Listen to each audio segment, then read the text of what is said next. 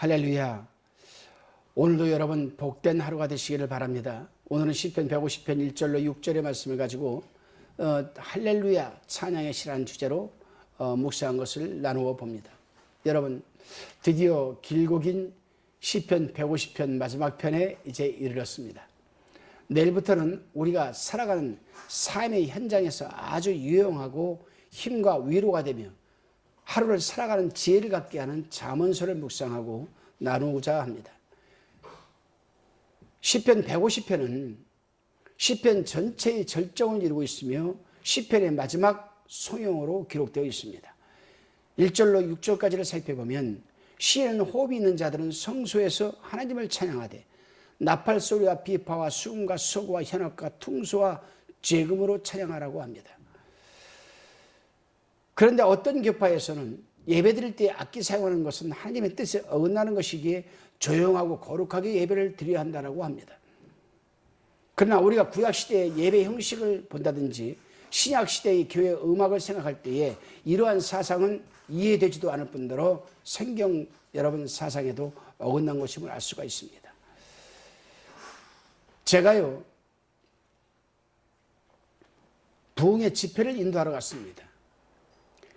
김해에 있는 어떤 교회를 갔는데 깜짝 놀랐어요. 갔더니 악기가 하나도 없는 겁니다. 피아노도 없어요. 피아노도. 그냥 그들이 박수치면서 찬양하는 겁니다. 이야, 이거 집회가 힘들게 됐다 생각했습니다. 그래서 그 담임 목사님을 장로들을 설득시켜도 안 되는 겁니다. 우리 교회는 고신축이기 때문에 악기를 사용 안 한다는 겁니다. 참 답답하더라고요. 힘들게 집회를 마치고 왔습니다만 여러분 구약시대에는 북과 나팔, 피리, 이 징 따위를 사용했지만 어떤 악기는 아주 시끄러운 음을 내는 것도 있습니다. 본문에서도 모든 악기를 있는 대로 다 가지고 찬양하라고 했습니다. 본문에 기록된 악기들은 나팔, 비파, 수금, 소고, 현악, 퉁소, 재금, 큰 재금 이런 악기들입니다. 이런 악기를 연주할 수 있는 사람은 각기 악기를 가지고 나와서 기악으로 찬양할 것이고 노래를 부를 수 있는 사람은 노래로 찬양하고 춤을 출 수 있는 사람은 춤을 추어서 하나님의 영광을 찬양하자고 합니다. 제가요 미국 뉴욕에 집회를 갔습니다. 갔는데 그 교회는 담임 목사님이 한인 목사님이십니다. 근데 예배는 로컬 사람들과 미국 사람들과 한인하고 함께 예배를 드려요. 근데 흑인들이 좀 많더라고요, 그 교회는. 근데 찬양을 하는데 나이들이 50, 60 먹은 분들이 연주를 해요. 찬양을 인도합니다. 그런데 흑인들도 흑인이 건반을 흑인이 치고 드럼도 흑인이 치고 기타, 베이스, 퍼스트는 한인들이 치는 것 같아요. 그래서 제가 저녁을 얻어먹고 이제 목사님 목양실에서 이제 강대상으로 걸어 들어가는데 찬양 소리가 막 들려요. 얼마나 신이 나게 찬양을 하는지 걸어가는 나도 어깨가 터석터석 하는 겁니다. 벌써 기름 부음이 올라오기 시작을 해요. 근데 본당에 딱 들어갔더니요 참 감동을 받았습니다. 감동. 흑인들이 그 자리에서 일어나가지고 옆에 사이드로 딱 복도로 다니는 나와가지고요 두 손을 들고 하나님의 그 찬양에 맞춰서 춤을 추면서 찬양을 드리는 겁니다. 그런데 우리 한인들이 어떻게 드리는가 하고 이렇게 봤더니 한인들은 앉아가지고 이러고 있는 거예요. 여러분 전자의 그 흑인의 여성들과 앉아서 찬양 드리는 그 한인 두 사람 중에 찬양을 어떤 찬양을 하나님이 기뻐하시고 받으실까요? 그렇습니다. 하나님이 함께 하시는 기쁨은 너무도 크니 누구라도 다 나와서 함께 찬양 드릴 수밖에 없지만 모든 악기를 동원해서 하나님 영광 돌려야죠. 다윗이 사울에게 쫓겨서 굴 속으로 숨어들었습니다. 근데 이들은 피곤에 지쳐가지고 다 잠들었어요. 그때 다윗이 굴 밖에 나와가지고 자기를 지금 찾아 수색해서 들어오는 그 사울의 무리들을 바라보면서 어떤 기도를 합니까? 두 손을 들고 비파야 수금아 울어라 내가 새벽을 깨우리로다. 이렇게 얘기를 합니다. 굉장히 본문을 곰곰이 한번 깊게 들여다보십시오. 비파와 수금이 울리면 사울이 자기 있는 곳을 압니까? 모릅니까? 근데 자기는 그 찬양으로 하나님에게 새벽을 깨우겠다라는 거예요. 자기를 잡으러 오든지 말든지 그건 하나님의 몫이기 때문에. 그렇죠, 여러분. 오늘날도 우리는 사람이 기쁘면 잠시 앉아있을 수가 없잖아요.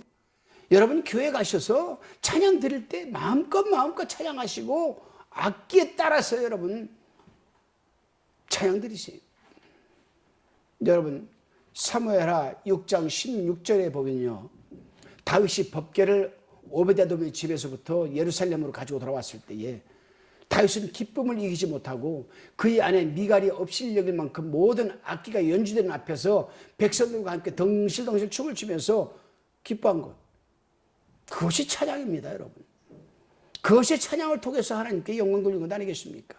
왕이 되어가지고 이 왕들이 쓰는 어관도 벗어버리고 어이도 벗어버리고 어신도 벗어버리고 어깨도 벗어버리고 소금바람으로 그 악기 소리에 맞춰서 덩실덩실 춤을 추면서 그 미갈이 오죽했으면 비아냥거렸겠어요? 업신여겼겠어요? 사람에게 업신여기는 것이 좋습니까? 여러분 하나님에게 기쁨 받는 것이 중요합니까? 오늘날도 아프리카나 또는 그 밖의 나라에서도 성도들이 예배드릴 때 악기에 맞춰 춤을 추는 것을 저는 봤습니다. 제가 아프리카 부르키나파소에 초청받아서 집회를 갔습니다. 근데 그 마을에 들어가는데 거기가 막 예수 사랑하심은 거룩하신 마 이걸 갖다가요 이 찬양을 북으로 치면서 그 대나무 죽창을 땅에다 퉁퉁퉁퉁 치면서 박수를 치면서 그들이 거기서 춤을 추고 우리를 맞이하는데 정말 여러분 감동이더라고요. 성령이 역사했죠. 성령이 역사했습니다. 그 마을을 지키는 주술사, 그 주술사가요 그 앞에 나와가지고 닭을 들고 있더라고요. 칼을 들고.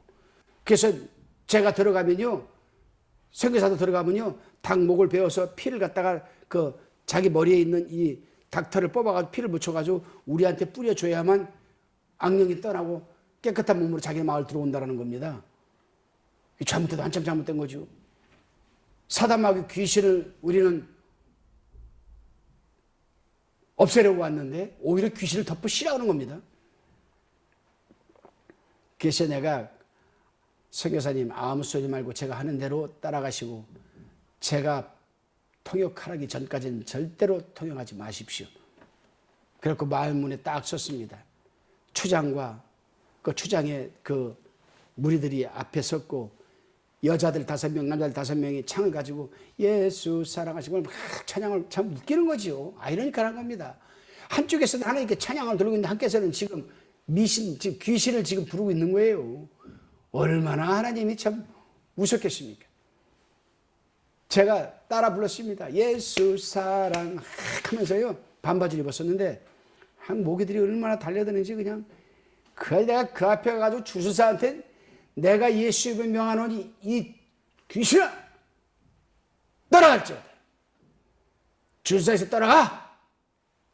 막 그냥 한 10분 동안에 막 거품물 감성이 막 그냥 그 찬양 음을 타면서 막 내가 선포했습니다. 그랬더니요 선교사가 때 통역하지 말라고 그러니까 통역도 못하고 큰일 났습니다. 이제 이 선교사 잘못하면 자기는 이 마을에서 쫓겨나게 될지도 몰라요. 6년이나 공들여가지고 전도 시켜놨는데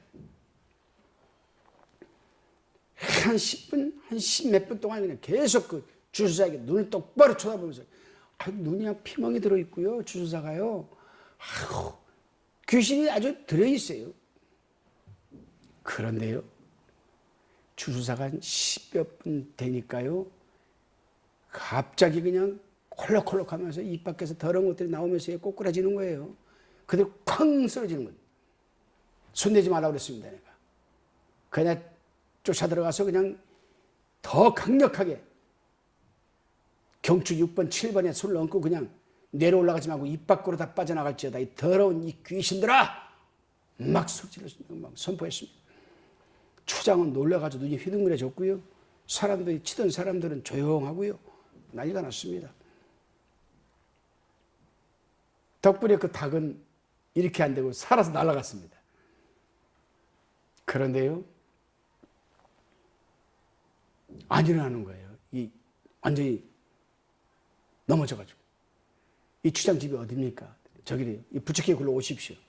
그런데 추장집에 갔더니요, 추장집에요, 동물 뼈, 무슨 뼈 막 있는데요.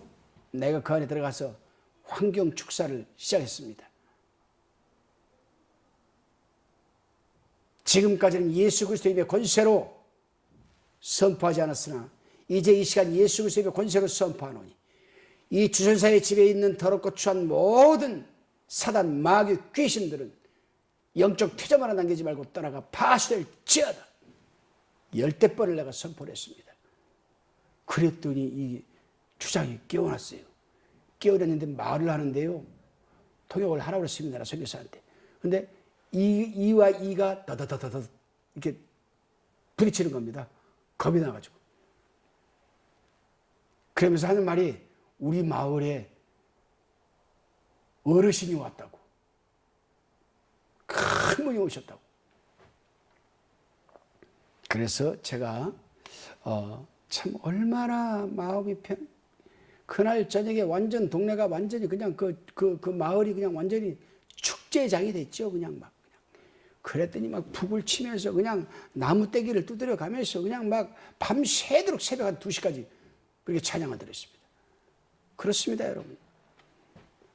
오늘날도 메마르고 상하고 지친 심령들이 교회에 와서 찬양 시간에 맞춰서 악기에 맞춰서 찬양을 하다 보면 어느새 그 심령의 기쁨과 감사가 넘치는 모습을 우리는 볼 수가 있습니다.